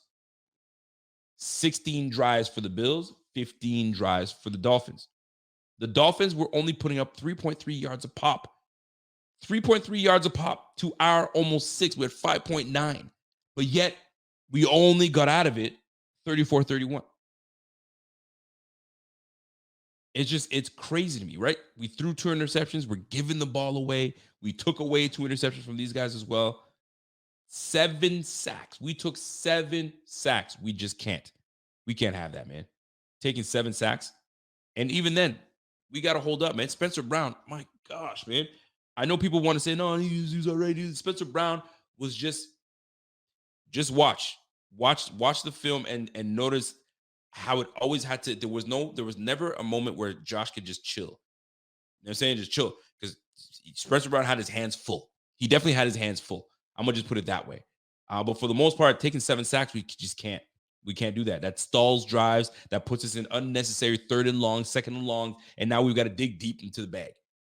We got to dig deep into the bag, and we don't want to do that, man. We want manageable 3rd and 4s. You know what I'm saying? 3rd and 2s, 3rd and 5 potentially, but 3rd and 13, 3rd and 17, like we can't have those, man. Those kill us. They kill drives, and it kills momentum. We just can't have that, right? We ran for 100 yards this year tonight on 26 attempts, 4 yards a pop. In the red zone, 75%. We went 3 for 4 in the red zone. Kudos to the offense, to their 2 for 4. They went 2 for 4 in the red zone. 7 penalties for 34 yards. The Bills were only penalized twice. So some people want to talk about the officiating, and the officiating has been shaky, to say the least. And in this game, there were some moments where I'm like, ooh, that's a questionable call. Ugh. All right. And when you see that we've only been penalized twice, very interesting. You know what I'm saying? To 7. And like with the amount of penalties that we had this game, like what made this game prolong so long? Like what made it go so damn long? You know what I mean? So like there's some things we definitely got to clean up. But here's the big one, man. 3 turnovers. 3 turnovers. If we're going up against a team that has it, when I say that has a quarterback that can put points on you on a blink of an eye, a run game, receiving, a decent defense, we're not gonna survive. We're not gonna survive. It's rare that they do. I mean, when you have the Jacksonville Jaguars throw 4 interceptions in the first half, they had to make major adjustments, and that came from the quarterback. Take what the defense gives you, but get your shots in as well. But it doesn't help when the other team takes the foot off the pedal.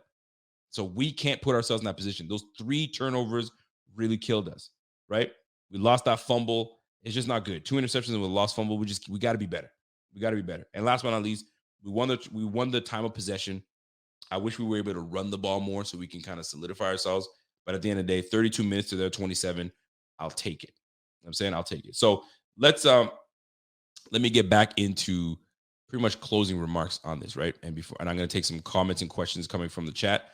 I got one coming from Mike B. He goes, Rico, while the stats show we overall led in most categories versus Miami, the game showed we were not in control.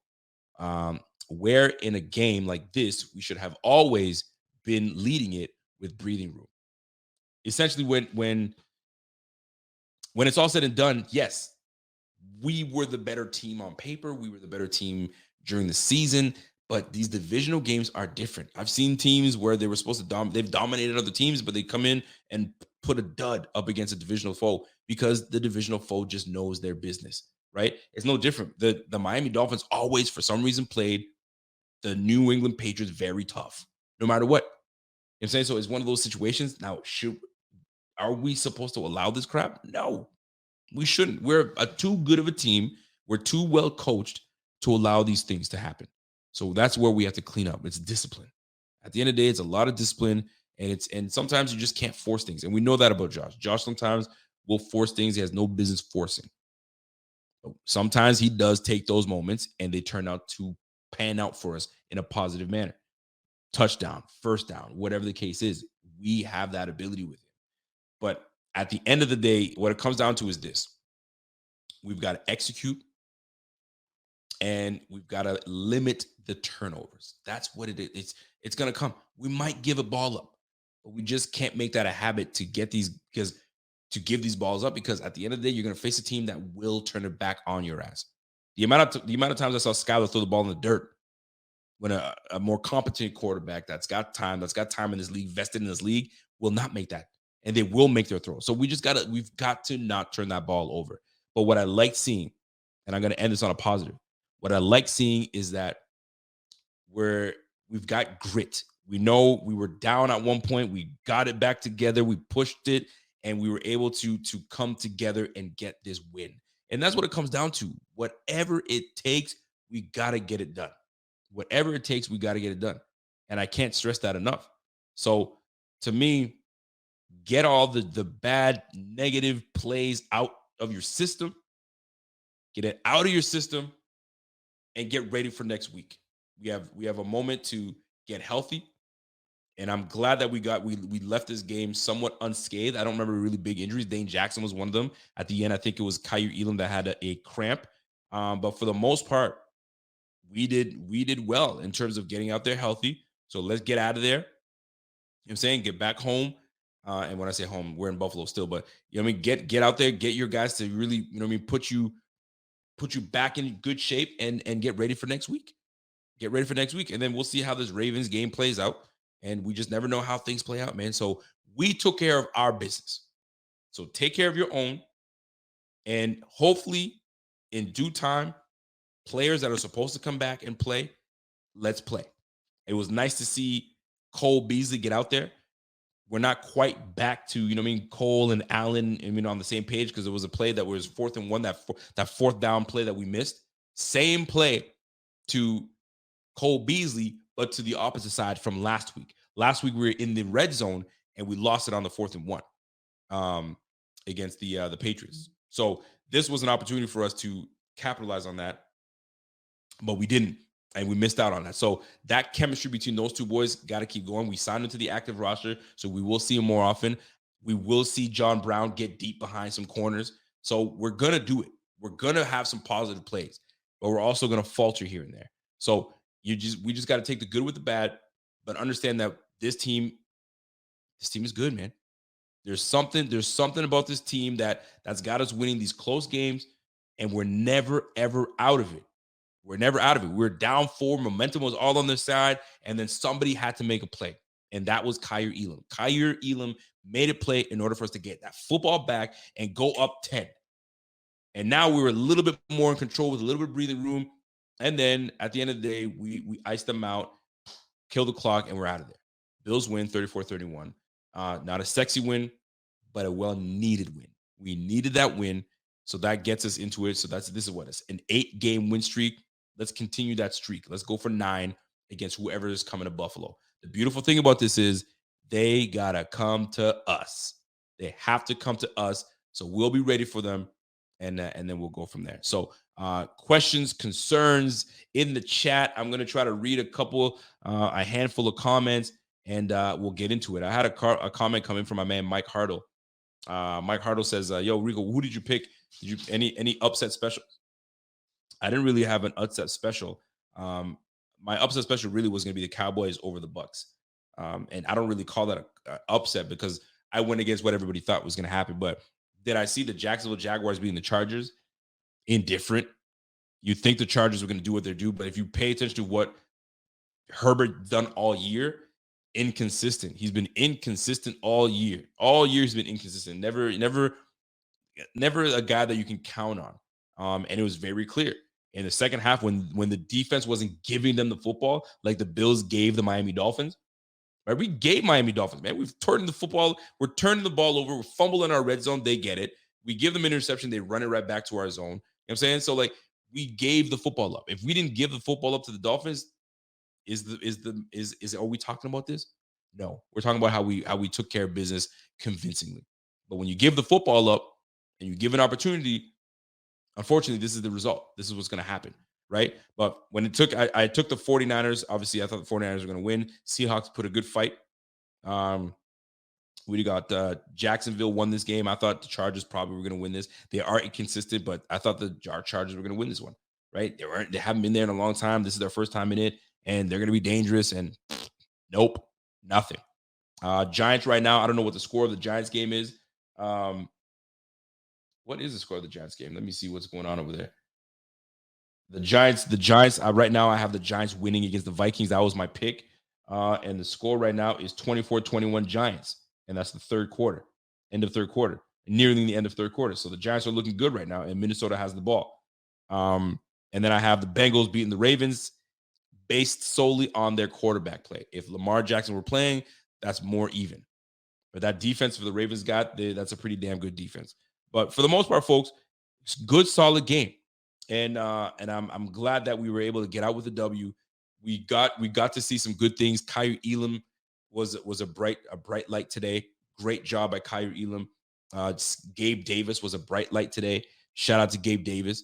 You know what I'm saying? And do we have some things to work on? Absolutely. We got to clean the turnovers up, and we gotta get better. Ken Dorsey, I need you to make better adjustments and get your guys involved. Stephon Diggs cannot go in the second half not getting as involved, right? You had some moments where you called some short plays, you know what I'm saying, 1st and 10 to kind of give them short plays, and then deep. Now, is that on Ken Dorsey? Is that the play call, or is that on Josh? Josh seeing something that he likes.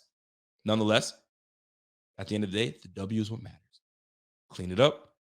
All the mistakes are in this game. We'll look at it, go back to the film, figure things out, and then we wait. We wait to see who we play, and we wait, and we try to get that win next week. You know what I'm saying? We live to play another day, and that's the way it's going to be. So before we get out of here, I'm going to leave you guys with, you know what I'm saying? I want to leave you guys on a bright note, on a brighter note. These Bills are moving on. We're moving on to the next round, and I want us all to be pumped. I want us all to leave on a good note. So that being said, let me play a little clip for you guys before I get out of here, and then we'll call it a day. So let's run this clip real quick. They all said this was the year, and that's exactly how things started. Right on schedule. What a start to the season for the Bills. All according to plan. It's almost unstoppable. There was just something in the air. And then there wasn't. Micah Hyde, Von Miller out for the season. Bill's safety DeMar Hamlin remains in critical condition. But that's Buffalo, right? Cold, tough, the type of place that will make a lot of people turn away and back down. But not our people and not this team. Touchdown! We keep going. It's not just a team and its fans. It's a bond. A bond sealed in the belief that out of hardship comes a unified and unstoppable force. This is storybook! What I said before was wrong. There was always something in the air. It's the strength, the grit, and sheer willpower of this team and these people. Throws to the end zone, and the ball is caught! Intercepted! Touchdown, Stephon Diggs! Oh my goodness! That's out! A kick is good! Doesn't look like an offense that's good enough to win the Super Bowl right now. Okay.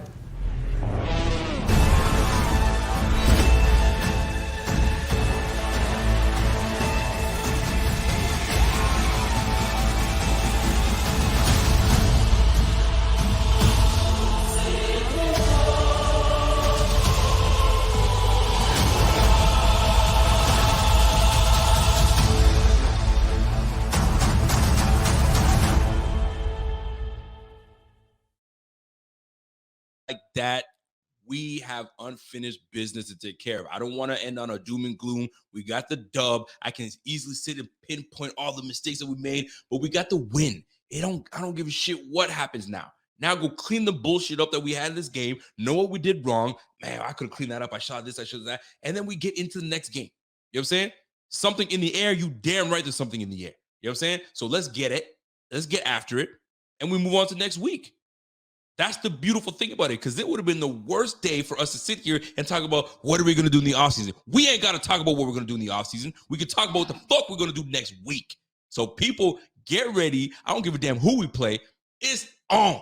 It is on. We got the dub, and we out of here. So bring on the Bengals, bring on the Ravens, whoever, because we've taken on the Ravens. We know what's good. We were about to take on the Bengals, and that's fate. If we got to face the Bengals and really see what's good, then we will see what's good. You know what I'm saying?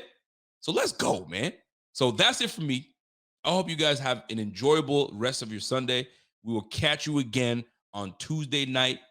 And we'll let my man Z-Bot take over on Monday. It's going to be a nice show. And then back on Tuesday and then back on Wednesday with my man Rev.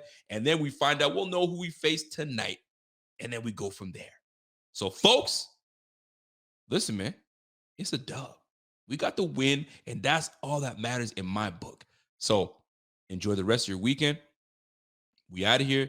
Let me get my music queued up because it's necessary. And then we go from there, folks.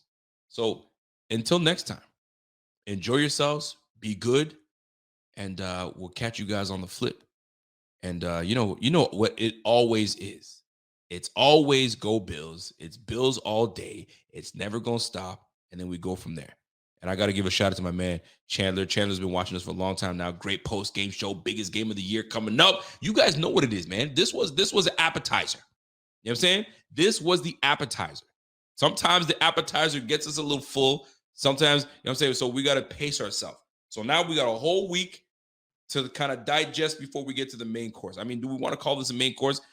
We'll wait on it. Maybe this is a second appetizer coming up or the pre-main. Whatever the case is, we have time to digest. And what I mean by digest is to go through what we went wrong and we go from there. I can't stress it enough. It's just what it is. Enjoy the win. We won this one. And that's all that matters. That's all that matters. So, guys, ladies, kids, whoever's watching, enjoy the week. Enjoy the win. Food's going to taste way better that we got this win. We ain't got to talk about the big collapse. We lost this game. What an upset. And going forward, and I've learned my lesson. This is my lesson.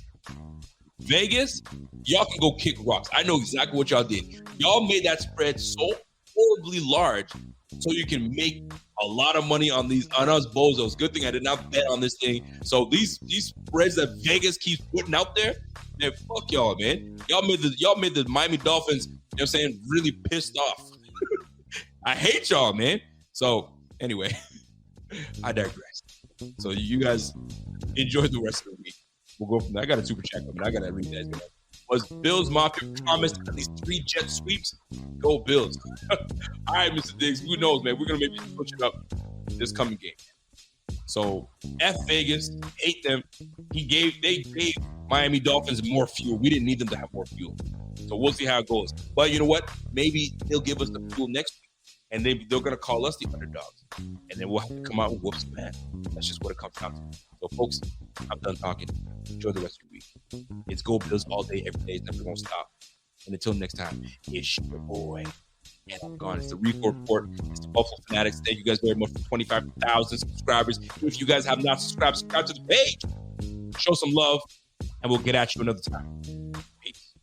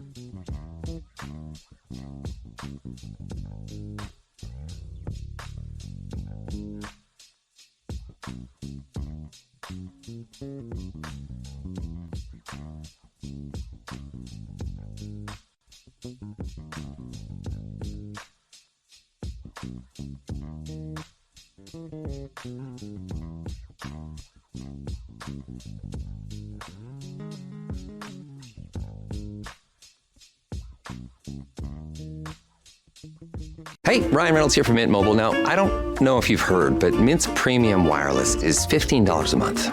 But I'd like to offer one other perk. We have no stores. That means no small talk. Crazy weather we're having. No, it's not. It's just weather. It is an introvert's dream. Give it a try at mintmobile.com/switch. Upfront payment of $45 for 3-month plan. $15 per month equivalent required. New customer offer first 3 months only. Then full price plan options available. Taxes and fees extra. See mintmobile.com. If you're a maintenance supervisor at a manufacturing facility and your machinery isn't working right, Grainger knows you need to understand what's wrong as soon as possible. So when a conveyor motor falters, Grainger offers diagnostic tools like calibration kits and multimeters to help you identify and fix the problem. With Grainger, you can be confident you have everything you need to keep your facility running smoothly. Call 1-800-GRAINGER, click Grainger.com, or just stop by. Grainger, for the ones who get it done.